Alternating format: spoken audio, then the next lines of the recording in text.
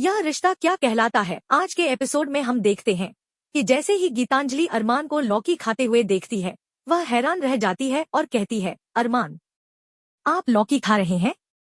आपको तो यह बिल्कुल भी पसंद नहीं थी। मैं आपके लिए अचार ले आऊं क्या? अरमान बात को संभालते हुए मुस्कुराकर कहता है, इट्स ओके गीतांजलि, मैं खा लूंगा। यह सुनकर अभीरा को वह पुराना समय याद आता है जब अरमान को उसके हाथ की बनी लौकी बेहद पसंद थी। इसी बीच गीतांजलि दोबारा कहती है कि वह पहले भी कई बार माउंट आबू में लौकी लाती थी, लेकिन अरमान ने कभी नहीं खाई। अरमान इस पर जवाब देता है, यह लौकी थोड़ी अलग है, बहुत अच्छी बनी है। और यह कहते हुए वह नजरें अभीरा की ओर मोड़ देता है। यह सब देख अंशुमन को बिल्कुल अच्छा नहीं लगता। उसे याद आता है कि अरमान ने कभी तारीफ की थी कि अभीरा की खाद की लौकी एक नंबर होती है। अंशुमन गुस्से में भरकर इतनी तेजी से खाना खाने लगता है कि उसकी गर्दन की नस अकड़ जाती है।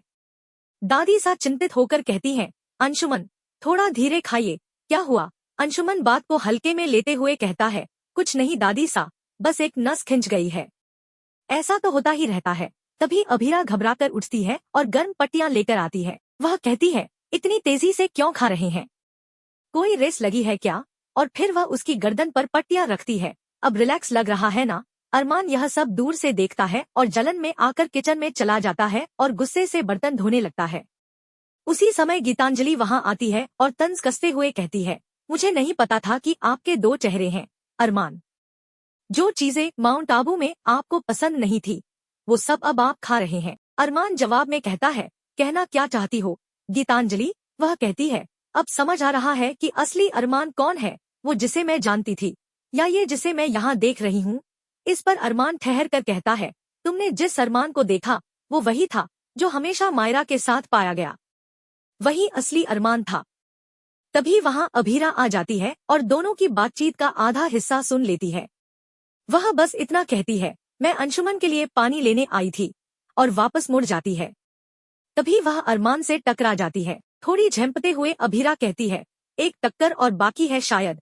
फिर वह खुद को रोक लेती है और सोचती है कि उसे अरमान से कोई नाता नहीं रखना चाहिए। अरमान उसे रोकते हुए पूछता है, क्या हुआ, क्यों रुकी? जिस पर अभीरा ठंडे स्वर में कहती है, मुझे पता है तुम अंशुमन के बारे में कुछ बोलोगे, लेकिन प्लीज मत कहना। स्टॉप इट अरमान, अब मुझे किसी के बारे में कुछ भी नहीं सुनना है। तभी पीछे से अंशुमन और गीतांजलि आ जाते हैं। अंशुमन देखता है कि अरमान और अभीरा एक दूसरे के काफी करीब खड़े होकर बात कर रहे हैं, लेकिन तभी उसकी गर्दन में अचानक तेज दर्द होता है और वह करा उठता है। अभीरा तुरंत कहती है, सॉरी अंशुमन जी, मैं यहाँ गर्म पट्टियां लेने आई थी।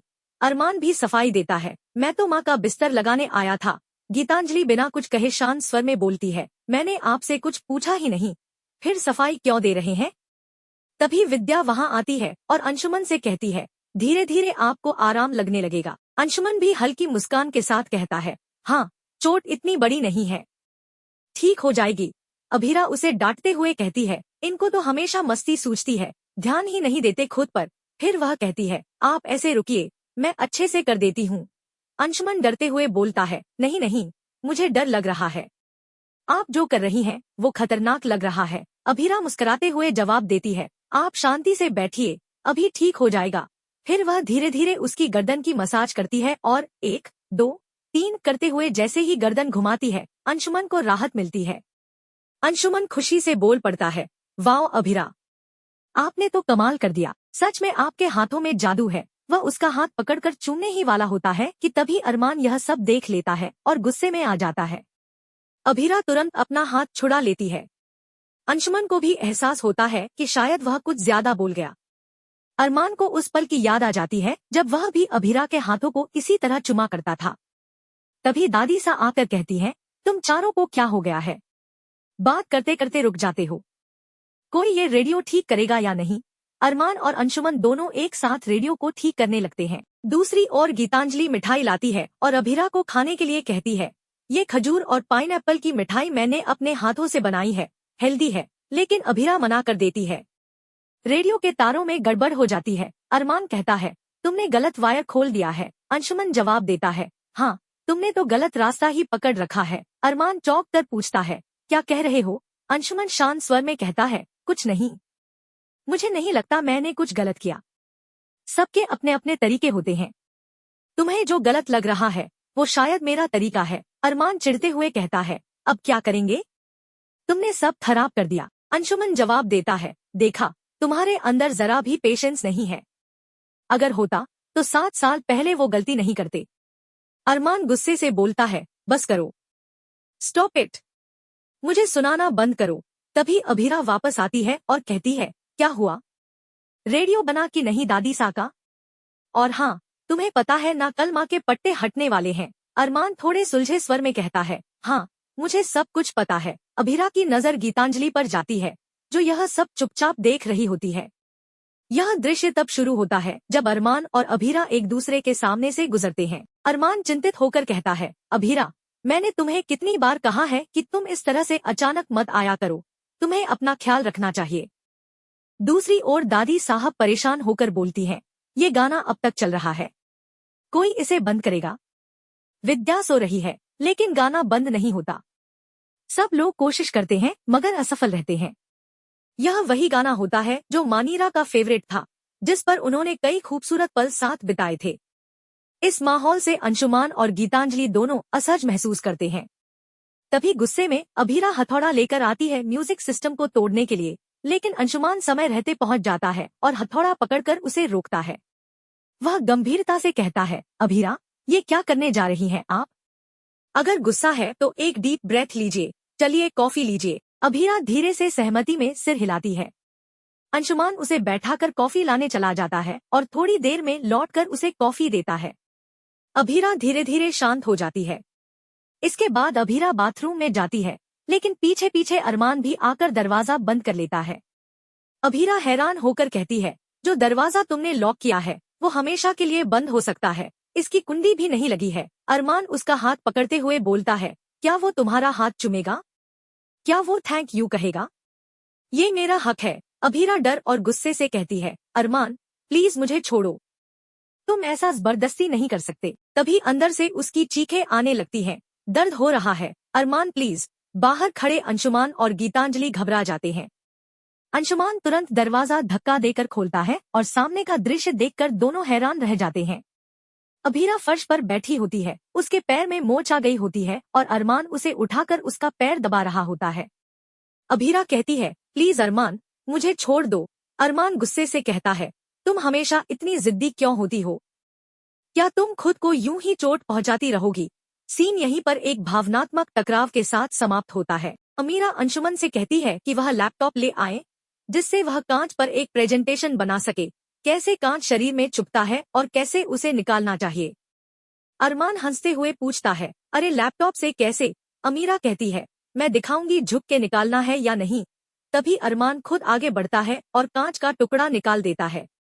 दूसरी तरफ अभीरा चलने की कोशिश करती है, लेकिन अंशुमन और अरमान दोनों उसके लिए एक साथ हाथ फैलाकर खड़े हो जाते हैं। तभी दादी आ जाती हैं और अभीरा को सहारा देकर वहां से ले जाती हैं। अरमान और अंशुमन की नजरें अब भी सिर्फ अभीरा पर टिकी होती हैं। वहीं गीतांजलि खुद को अकेला और अनफिट महसूस कर रही होती है। वह अरमान से पूछती है कि उसकी सगाई की अंगूठी कहाँ है, तो अरमान जेब दिखाता है। गीतांजलि कटाक्ष करती है, जेब में मत रखिए, पहन लीजिए, कहीं इरादा बदल तो नहीं रहा। अरमान बात टाल जाता है। तभी तान्या घर में सामान के साथ प्रवेश करती है। मनीषा पूछती है कि अंशुमन क्यों नहीं आया, तो तान्या बताती है कि उसकी गर्दन में स्प्रेन है और इसलिए वह नहीं आ पाया। काजल कहती है कि कुछ चाहिए होता तो दाल खिचड़ी सूप भिजवा देती। तान्या जवाब देती है कि शेफ है, बना लेंगे। मनीष जी कहते हैं कि घर के खाने का स्वाद कुछ और ही होता है, जिस पर मनोज भी सहमति जताता है और कहता है कि अब अंशुमन की शादी कर देनी चाहिए। दूसरी तरफ कृष अपनी किसी गर्लफ्रेंड से बात कर रहा होता है। तभी कैरा आ जाती है और उसे रंगे हाथ पकड़ लेती है। वह कहती है कि तान्या को जब सच्चाई पता चलेगी तो सिर्फ पछतावा ही रहेगा। उधर विद्या की आंखों की पट्टियां खोली जाती हैं। अरमान सामने खड़ा होता है और पूछता है, क्या मैं दिखाई दे रहा हूँ?